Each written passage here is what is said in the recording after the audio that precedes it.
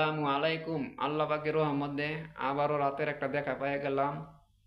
সারাদিন যাওয়ার পরে আল্লাহ তাআলার কাছে শুকরিয়া আদায় করি, আলহামদুলিল্লাহ। আল্লাহ নিয়ামত দিন দিছে আমাদের রিজিকের ব্যবস্থা করার জন্য, পাশাপাশি নামাজ পড়ার জন্য, ভালো ভালো কাজ করার জন্য, রাত দিছে শরীরটারে রিল্যাক্স করার জন্য, আরামের জন্য। তাই আল্লাহ তাআলা কত সুন্দর নিয়ামত, তা আল্লাহ তাআলার কাছে শুকরিয়া আদায় করি। সবাই বলি আলহামদুলিল্লাহ। নিয়ামত যতটুকু আছে ততটুকু নেই, নিয়ামত আদায় করবেন, শুকরিয়া আদায় করবেন, সব সময় আল্লাহ তাআলাকে স্মরণ করবেন, আপনি সবসময় ভালো থাকতে পারবেন। রিজিকের ব্যবস্থা আল্লাহ করে দিব, রিজিকের মালিক আল্লাহ। আমি আপনি কিছুই করতে পারবো না, যতই কামাই রোজগার করি, আল্লাহ যদি বরকত না দেয় কোনো লাভ হবে না। তাই আল্লাহ তাআলার কাছে শুকরিয়া আদায় করতে হবে, বেশি বেশি শুকরিয়া আদায় করতে হবে। তাহলে আল্লাহ তাআলা খুশি হবে যে না, বান্দা আমাকে স্মরণ করতেছে। যেভাবেই থাকে না কেন, ভালো থাকুক খারাপ থাকুক, আল্লাহকে স্মরণ করতেছে সব সময়।